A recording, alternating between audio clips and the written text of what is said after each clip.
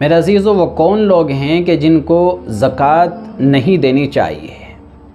ان لوگوں کے بارے میں تو ہم جانتے ہیں کہ زکوٰۃ کن کو دینی چاہیے، لیکن ان کو ہم نہیں جانتے کہ جن کو زکوٰۃ نہیں لگتی، جن کو زکوٰۃ نہیں دے سکتے۔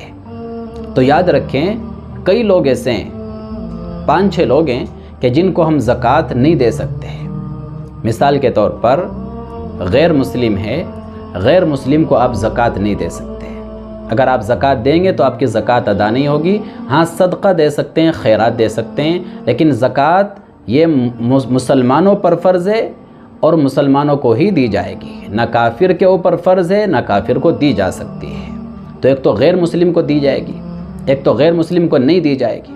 دوسرے، جو مالدار ہے، مالدار کو زکوٰۃ نہیں دے سکتے، کیونکہ اس کے اوپر تو خود فرض ہے، اس کو دینا نہیں ہے، اس سے تو لینا ہے، تو مالدار کو اگر زکوٰۃ دیں گے تو زکوٰۃ ادا نہیں ہوگی۔ تیسرے، سید، لیکن سید ہونا چاہیے اصلی سید جو ہوگا اس کو بھی زکوٰۃ نہیں دے سکتے۔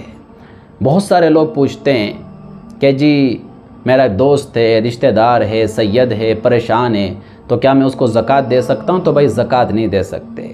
تو پھر پوچھتے ہیں کہ پھر اس کی مدد کیسے کریں؟ تو بھائی آپ کے مال میں صرف زکوٰۃ فرض نہیں ہے، اور بھی حق ہے۔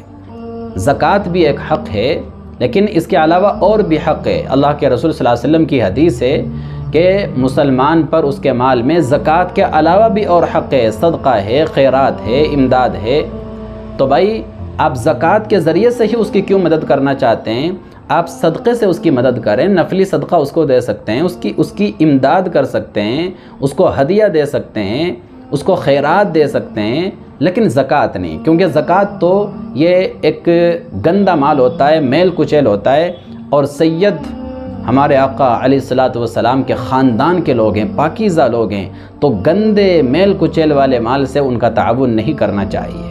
اور یہاں پر یہ بھی سن لیں، آج کل ہر کوئی اپنے آپ کو سید کہتا ہے، تو اس معاملے میں ذرا احتیاط برتنی چاہیے۔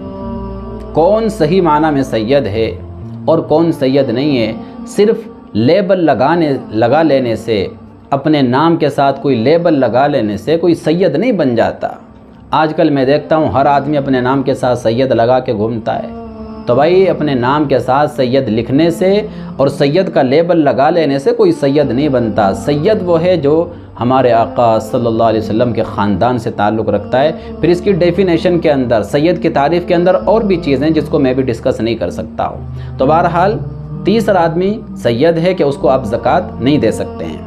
اور چوتھا آدمی جس کو آپ زکوٰۃ نہیں دے سکتے وہ یہ ہے کہ جو آپ کے والدین ہیں، ماں کی طرف سے اوپر تک، ماں ہے، پھر نانی ہے، اور پھر نانا ہے، پھر پڑنانی ہے، اوپر تک، یہ جو لوگ اوپر تک آپ کا جو سلسلہ چلتا ہے ماں کی طرف سے، ان میں سے کسی کو آپ زکوٰۃ نہیں دے سکتے۔ اسی طرح باپ ہے، باپ کی طرف سے اوپر تک جو سلسلہ جاتا ہے، باپ ہے، پھر دادا ہے، پھر پردادا ہے، اوپر تک جو سلسلہ جاتا ہے، یعنی جن سے ہم پیدا ہوئے ہیں ان کو زکوٰۃ نہیں دے سکتے۔ باپ کو زکوٰۃ نہیں دے سکتے، دادا کو زکوٰۃ نہیں دے سکتے، پردادا کو زکوٰۃ نہیں دے سکتے۔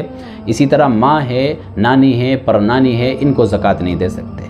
اور پانچویں، وہ لوگ جو ہم سے پیدا ہوئے، ہماری اولاد ہے، اولاد کی اولاد ہے، بیٹا ہے، پھر پوتا ہے، بیٹی ہے، پھر نواسی ہے، نواسے نواسیاں ہیں، ان میں سے کسی کو زکوٰۃ نہیں دے سکتے۔ آسان لفظوں میں اس کو اس طریقے سے یاد کر لیں کہ جن سے ہم پیدا ہوئے ان کو زکوٰۃ نہیں دے سکتے، جو ہم سے پیدا ہوئے ان کو زکوٰۃ نہیں دے سکتے۔ اور بھائی آخری بات یہ، شوہر بیوی کو زکوٰۃ نہیں دے سکتا، بیوی شوہر کو زکوٰۃ نہیں دے سکتی۔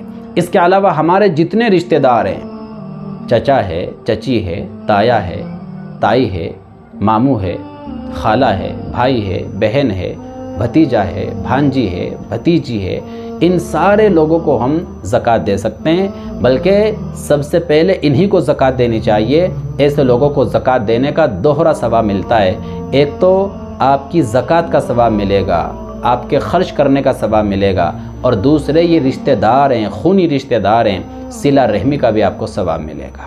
اللہ تعالیٰ عمل کی توفیق عطا فرمائے۔